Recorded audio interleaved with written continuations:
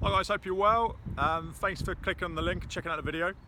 Now in this video what I'm going to do is I'm going to just highlight a real issue in football and something that a lot of players don't really understand, and it's a simple fix, and it'd be really beneficial if you can figure this one out and change this.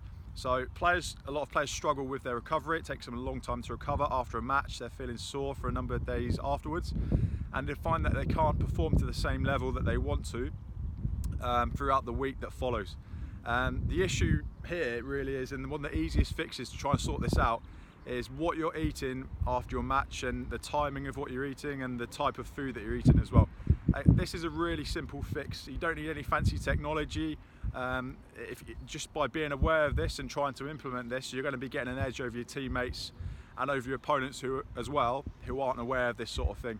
So really, once you've finished your match, you should then, obviously you're doing your cool down, straight back into the changing room, and you should already have a post-match snack prepared that you've prepared, the day before or before the match, that you've put in your kit bag. You should already have a snack there, so you can start the recovery process, because there's a window of opportunity of about 30 minutes post-match where your body is going to be like a sponge, soaking up all the nutrients that you put into it. I'm not saying if you miss that opportunity then you're screwed for the rest of the week. That's not true. But if you can start the recovery process and get as much nutrition in as you can in that 30-minute window post-match, then you're going to really benefit from that in the week to follow.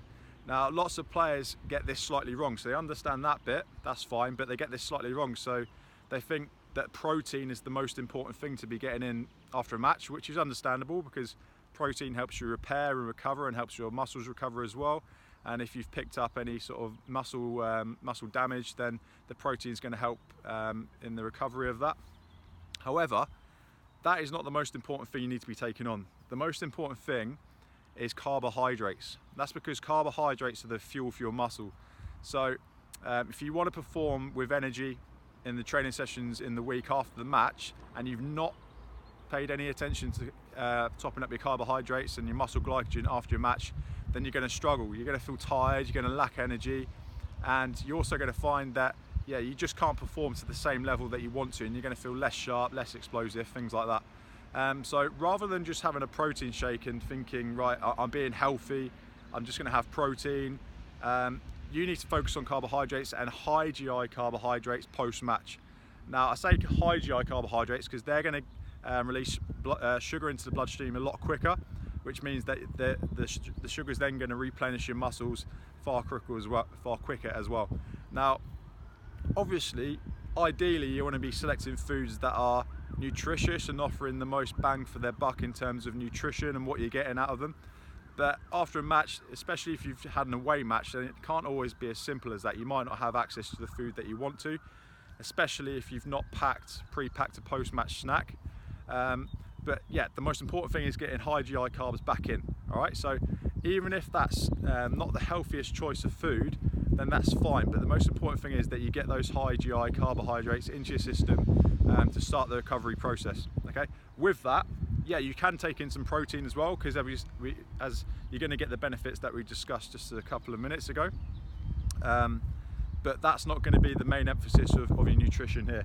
Now, interestingly, as I said, you want to be taking protein on as well, and that will be taken up even more efficiently if you combine it with carbohydrates. So by focusing on carbohydrates and adding in the protein there as well, it's really a win-win.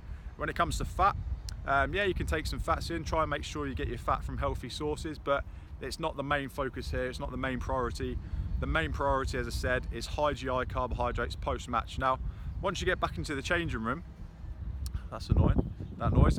Once you get back into the changing room, what sort of post-match snack could you have? Well, one that's pretty ideal, and it's because it's already sort of pre-made for you. All you need to do is stick it in your kit bag. Is something like chocolate milk, because you've got the nutrients there from the milk. You've got the high GI carbohydrates from the flavouring that's in the milk.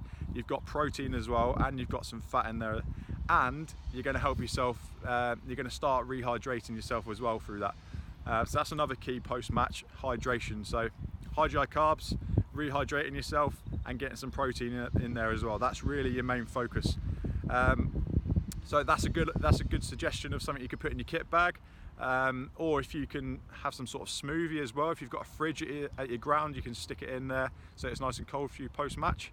But also if you want to have something like a banana with that, something that you can just easily eat in the change room, then that's also a good choice. Now, once you've had your post-match snack, that's not it. You then go and obviously have your post-match meal. Again, focusing on high GI carbohydrates, protein and fat as well, and trying to get those from foods which are nutritious, nutritionally have as much nutrition in them as possible, and from natural sources. However, again, if you can't do that, because it's not always, you don't have the freedom of choice sometimes when you go to an away match of what you're going to eat, then you do just make sure you get the calories in, make sure you're getting the carbohydrates in, even if it's from things like bread, which aren't necessarily the most healthy choice, but that's still fine. The emphasis here really is on replenishing your muscle glycogen stores. Okay.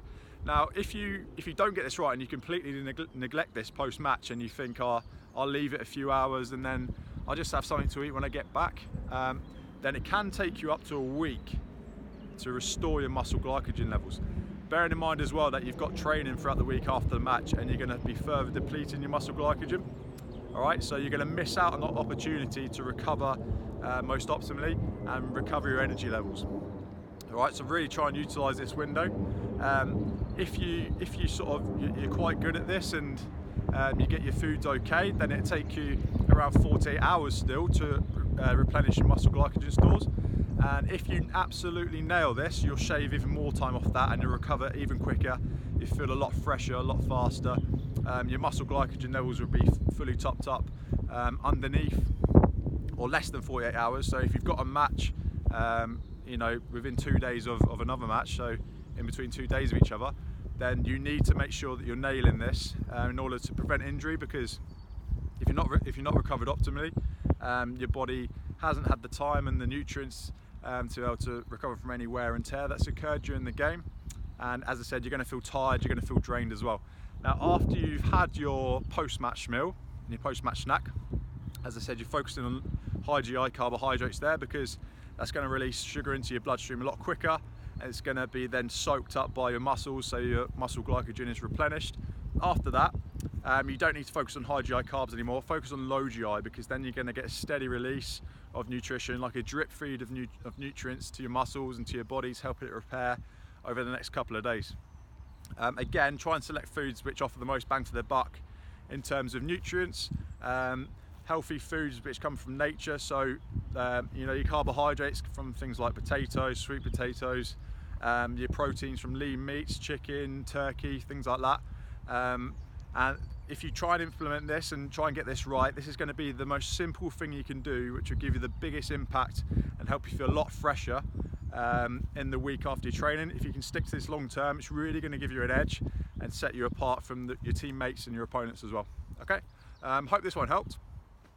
If you're wondering where I am, I'm just actually back at my local park where I grew up doing football training here every Saturday morning when I was about 6.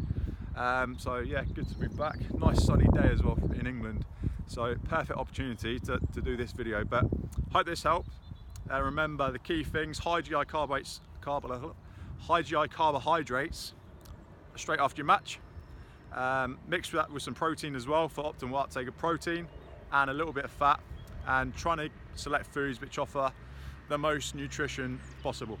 Okay, have a great week, and I'll speak to you soon.